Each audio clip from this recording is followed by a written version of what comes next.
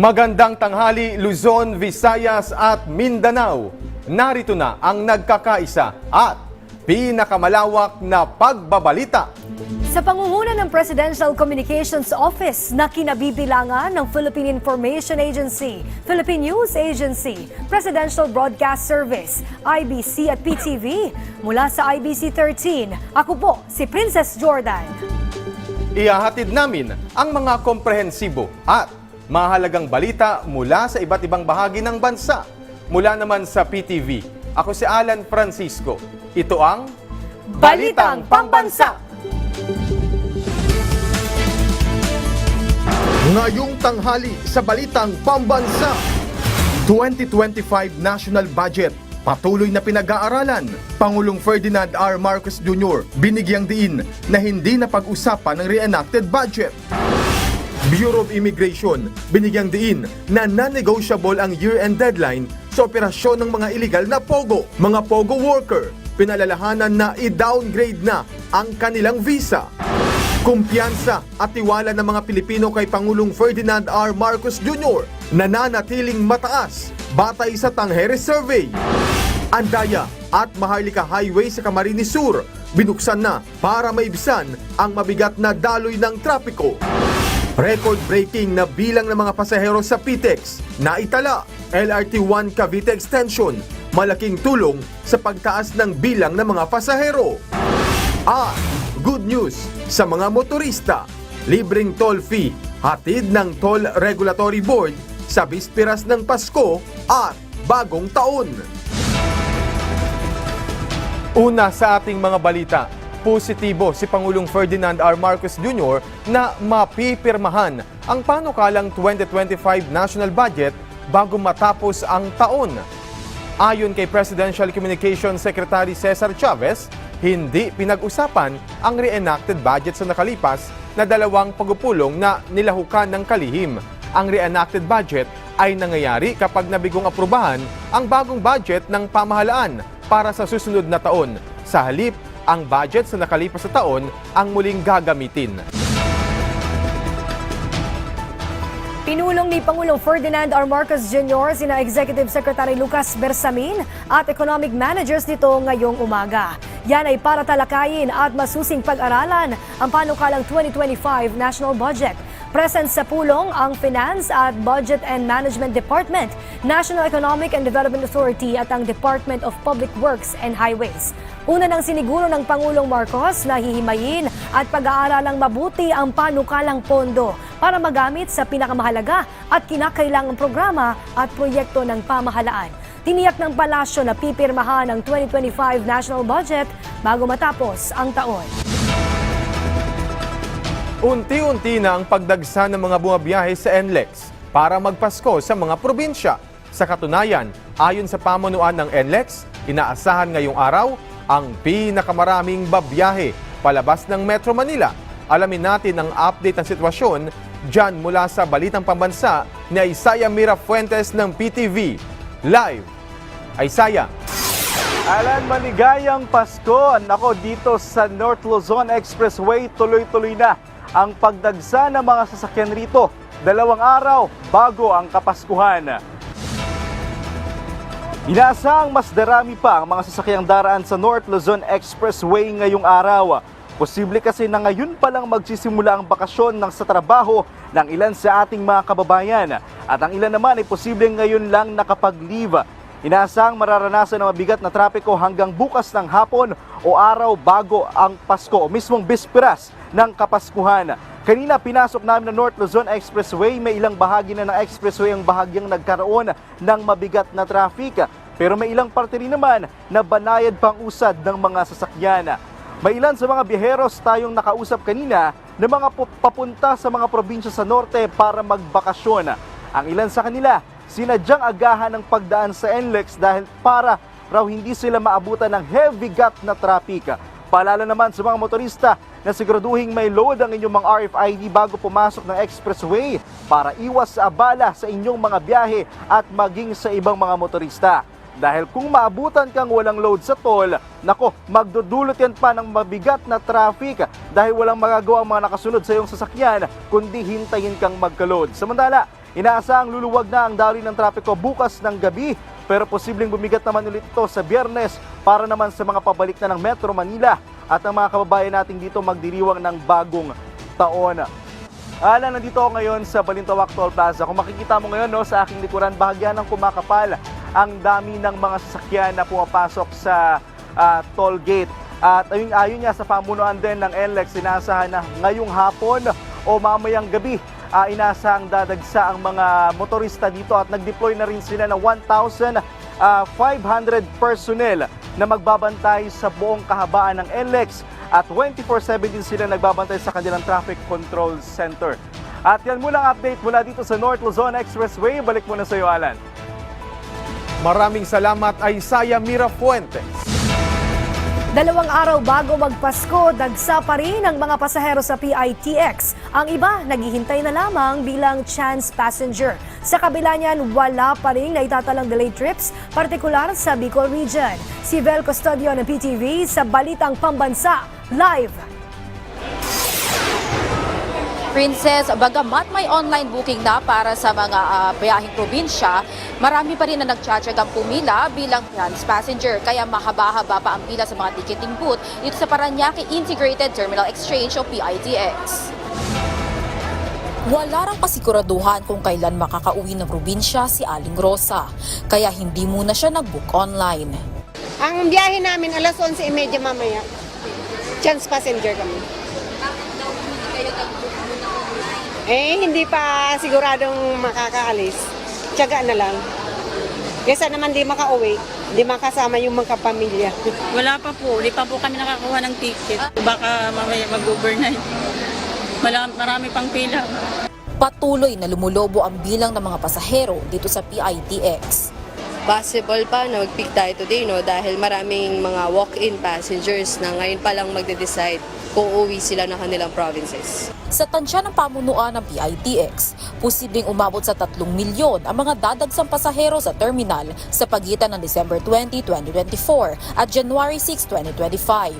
Sinisiguro naman ng pamunuan ng PITX na lahat ay makakabiyahe.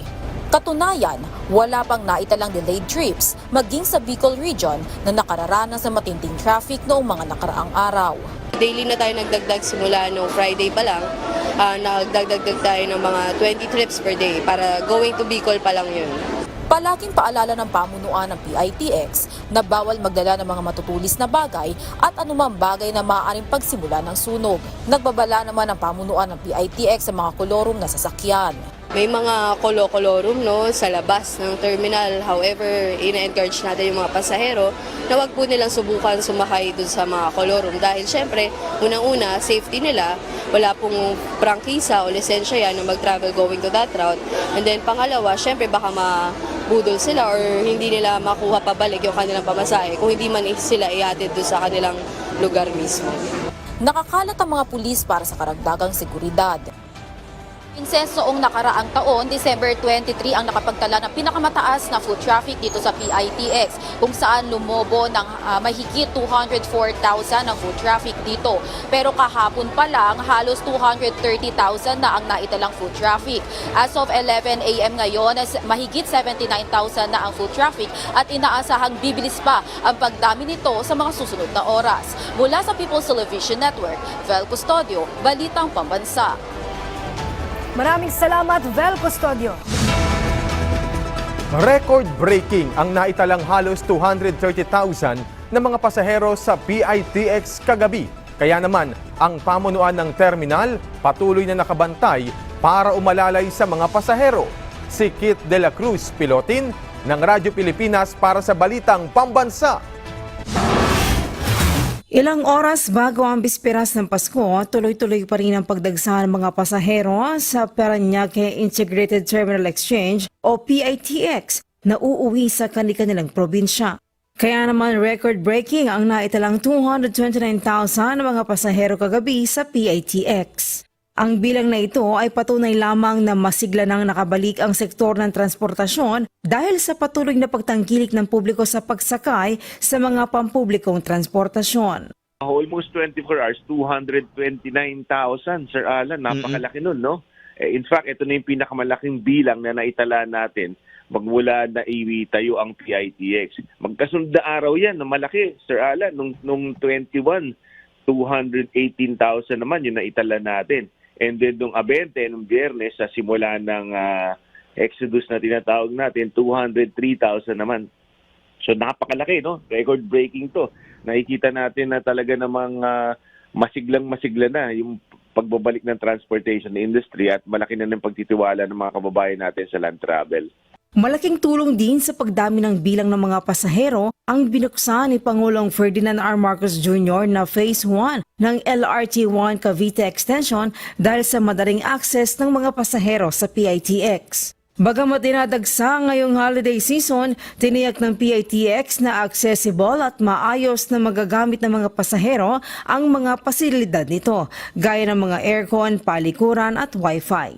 Sa aking pananaw, oo, no, malaking factor talaga ito kasi nakapagdulot ng mas madaling access, no, papuntang PITX para sa mga pasahero natin na manggagaling, for example, sa Quezon City, sa Manila, sa Caloocan, no? Kasi hindi na sila kailangan, Sir Alan, na mag-bus, matatraffic pa sila, mag-taxi, di ba? So naging napakadali. Kaya naman nakakapunta sila kagad ng PITX. Bukod dito, 24/7 din na nakaalerto ang PITX para umalalay sa mga pangangailangan ng mga pasahero na hahabol na makauwi ngayong Pasko.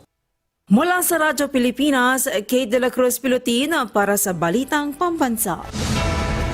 Magandang balita para sa mga motorista, may libreng toll fee ang Toll Regulatory Board sa bisperas ng Pasko at Bagong Taon. Ayon kay TRB spokesperson Julius Corpus, sakop niyan ang mga expressway gaya sa T-Plex, Skyway, NAIAX, XLEX at Star Tollways mula alas 10 ng gabi hanggang alas 6 ng umaga. Paalala naman ng TRB, bagamat mayroon pa ring cash lane sa mga toll, ay hinihikayat nila ang mga motorista na magpakabit na ng mga RFID para sa mas maginhawang pagbiyahe. Tiniyak din ng TRB na mananatiling handa ang kanilang mga concessionaire sa mga susunod pang araw, lalo na sa inaasahang dagsa ng mga uuwi sa probinsya na babalik ng Metro Manila. Ating inaasahang Carmageddon na pinaghandaan natin ay hindi naman po nangyayari. Nagkaroon ng pagbigat ng traffic noong Biyernes at noong Sabado, subalit ito po'y mabilis din naman na ibsan. So kami po'y natutuwa kahit paano, hindi po masyadong naabala, hindi po tayo nagkaroon ng malaking problema sa mga araw na inasahan natin na malaki ang pagdagsa palabas ng Metro Manila. Mas pinaigting naman ng Department of Health, DOH, ang kanilang pagbabantay sa mga sakit na may kaugnayan sa Holiday Heart Syndrome. Ito'y isang kondisyon na dulot ng labis na pag-inom ng alak, stress at kakulangan sa pahinga. Gayun din ang pagkain ng mga maalat o matataba na nagpapataas sa presyon. Ayon sa DOH, maaari itong humantong sa abnormal na heart rhythm na isa sa mga sanhi ng stroke. Ang naturang sakit ay isinama ng kagawaran sa kadalasang tinututukan at patuloy na operasyon hinggil sa road at firecracker-related injuries tuwing Pasko at Bagong Taon. Samantala, hinihikayat naman po ang mga pamilyang Pilipino na panatilihing malusog ang katawan sa pamamagitan ng tamang pagkain, regular na ehersisyo at disiplina, lalo't ngayong holiday season. Dagdag pa nila, huwag ring uminom ng alak bago magmaneho at huwag ring magpaputok para makaiwas sa panganib at insidente. Tumaas pa ang kumpiyansa at tiwala ng mga Pilipino sa pamumuno ni Pangulong Ferdinand R. Marcos Jr. Patunay dyan ang mataas na trust at satisfaction rating na nakuha ng Pangulo batay sa Tangere Survey. Si Clazel Pardilla ng PTV sa Balitang Pambansa. Tumaas pa ang bilang ng mga Pilipinong may tiwala kay Pangulong Ferdinand R. Marcos Jr. Batay sa pinakabagong Tangere Survey, sumampa sa 60.1% ang trust ratings ng punong ehekutibo ngayong Disyembre mula sa 59.6% noong Nobyembre. Nadagdagan din ng mga Pilipino nagsabing kontento sa pamumuno ng presidente. Mula sa 47.3%, bahagyang umangat sa 47.9% ang satisfaction rate ni Pangulong Marcos. Bumaba naman ang nagsabing tiwala at nasiyahan sa liderato ni Vice President Duterte, habang umabante ang trust and satisfaction rate ni House Speaker Martin Romualdez, Chief Justice Alexander Gesmundo at Senate President Chis Escudero na siyang highest-rated government official. Umabot sa 61.5% at 52.7% ang bilang ng mga Pilipinong nagsabi na may tiwala at nasiyahan sa serbisyo ni Escudero. Ginawang survey noong December 16 hanggang 19 na sinagutan ng 2,000 respondents gamit ang mobile application ng Tangere. Mula sa PTV Manila, Kalezel Pardilla, Balitang Pambansa. Patuloy ang paalala ng Bureau of Immigration sa mga POGO workers na mayroon na lamang silang hanggang December 31 para lisanin ang bansa. Nasa 10,000 POGO workers na ang umalis ng Pilipinas sa buwang ito. Kasunod na rin ng direktiba ni Pangulong Ferdinand R. Marcos Jr. na itigil na ang operasyon ng POGO.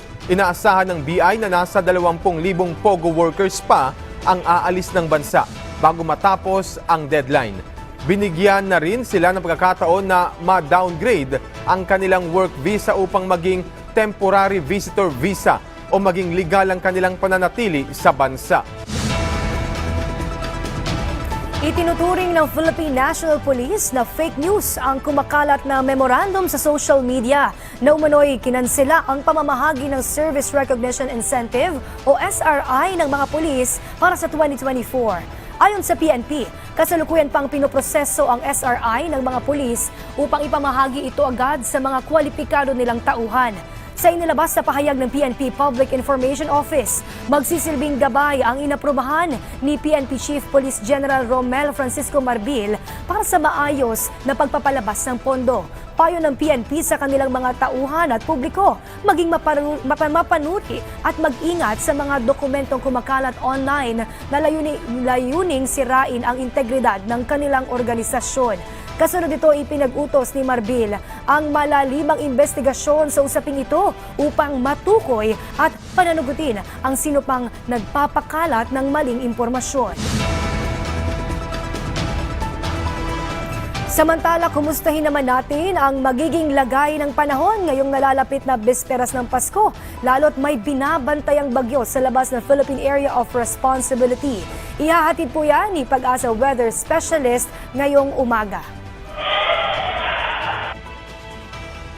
Magandang tanghali po, Miss Lori. Magandang tanghali, ma'am, at sa mga kababayan natin. Ngayon po ay wala na pong direktang epekto si Bagyong Romina.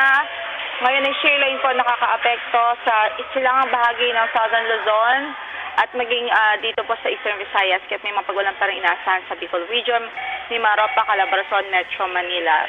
Samantala, amihan naman nakaka-apekto po sa Cagayan, Valley, Cordillera, Civil at natitirang bahagi pa ng Central Luzon. At ngayon po ay wala naman din po tayong ibang LPA na minomonitor sa loob ng ating PAR. Yan ang latest mula sa Pag-asa. Ito po si Lori de la Cruz.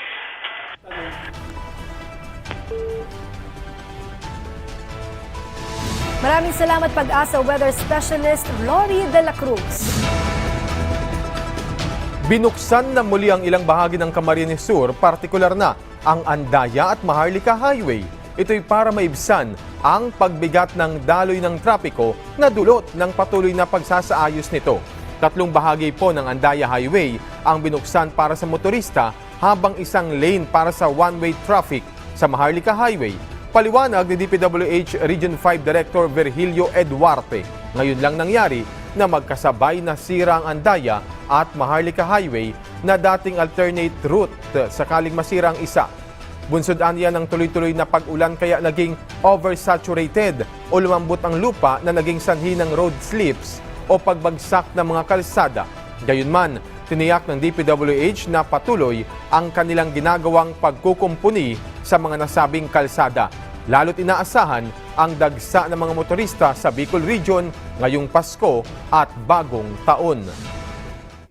First time ito nangyari na nagkasabay-sabay na masira yung Andaya Highway at saka yung Daang Malika.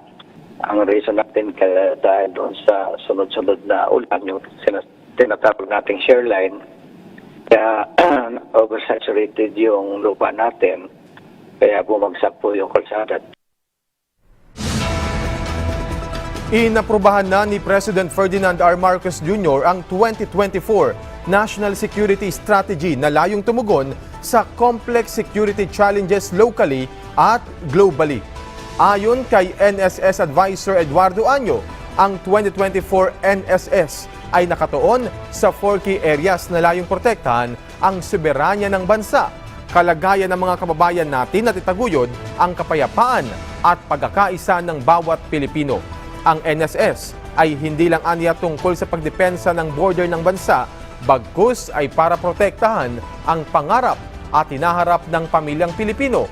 Hinikayat rin ni Año ang lahat ng mga Pilipino na magkaroon ng active participation para sa collective effort ng Pilipinas. Ito'y kaugnay rin ng kanilang advokasya ng whole of nation approach mula sa mga kagawaran at ahensya, mga lokal na pamahalaan, pribadong sektor at mga lokal para sa paggamit ng naturang national security goal. Itatayong pabahay para sa mga dating miyembro ng MILF sa Munay, Lanao del Norte, sisimulan na. Si Sharif Timhar ng Radyo Pilipinas Iligan para sa Balitang Pambansa. Ligtas at marangal na pabahay. Yan ang layunin ng pamahalaan sa pagsisimula ng pagtatayo ng mahigit 100 bahay para sa mga dating mandirigma ng Moro Islamic Liberation Front o MILF sa Cambilal, Munay, Lanao del Norte. Pinanguna ng Office of the Presidential Advisor on Peace, Reconciliation and Unity o OPAPRU, katuwang ang National Housing Authority at iba pang mga ahensya ng pamahalaan ang groundbreaking ceremony. Dito binigyang diin ni OPAPRU Secretary Carlito Galvez Jr. ang adikain ni Pangulong Ferdinand R. Marcos Jr. na itaguyod ang karapatang pantao para sa kapayapaan sa rehiyon ng Bangsamoro. I would also like to underscore the President Marcos' 3 key objectives in order to promote human rights and human lives, which are fundamental to the successful implementation of our peace process in the Bangsamoro. So nakita natin ang programa ng ating mahal na Presidente, Makatao. It is centered on the people. From protecting lives to uplifting human dignity to advancing people's progress. So yun po ang binibigay niyang directive po sa amin. Nagpapasalamat naman ang dating MILF combatant na si Alexander Limbo sa pamahalaan at kay Pangulong Marcos Jr. dahil sa programang ito. Nalipay mi siya na matagan mig bahay. Gadin sa atong gobyerno.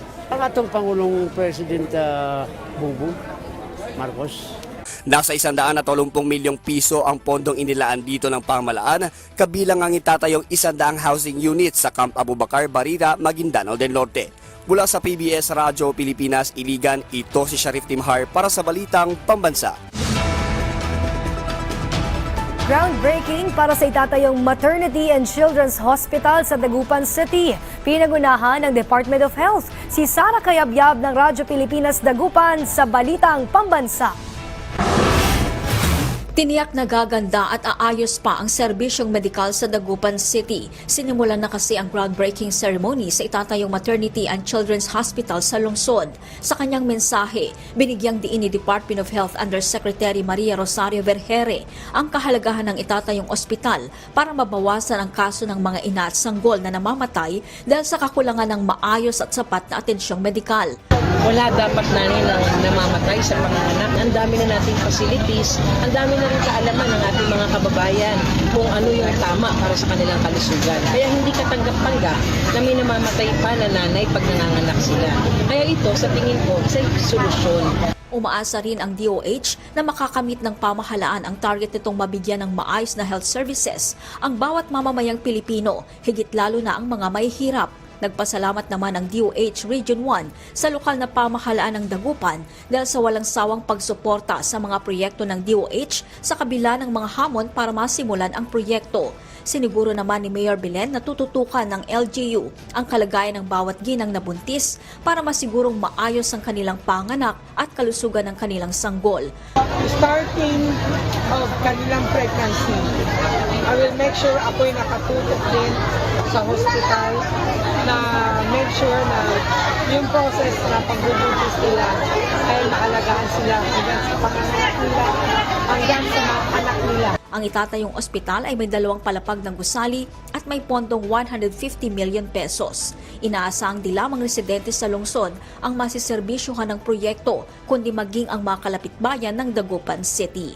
Mula sa Radyo Pilipinas, Dagupan, Sara Kayebyab para sa Balitang Pambansa. Nais ni Pangulong Ferdinand R. Marcos Jr. na palalimin pa ang ugnayan ng Pilipinas at Saudi Arabia. Layo nitong palawakin ang kooperasyon ng dalawang bansa habang nananatiling matatag ang kolaborasyon ng Pilipinas at Saudi Arabia. Pinasalamatan ng Pangulo ang suporta ng Saudi Arabia lalo na sa mga usaping pangkapayapaan sa Mindanao at pagtulong sa pagtatag ng Bangsamoro Autonomous Region. Inihayag naman ni Saudi Ambassador Hisham Sultan Abdullah Al-Qatani na mahalaga ang papel ng mga Pilipino sa pag-unlad ng Saudi Arabia, lalo na sa nakalipas na 40 taon. Kakailanganin pa ng kaharian ang mga manggagawang Pilipino para sa mga proyektong pang-infrastruktura gaya ng Red Sea at rail projects habang naghahanda itong mag-host ng World Cup 2030. Sinabi naman ni Pangulong Marcos Jr. na handang magpadala ng mga manggagawa ang Pilipinas basta may sapat na tauhan at binigyang diin ang husay ng mga Pilipino sa loob at labas ng bansa.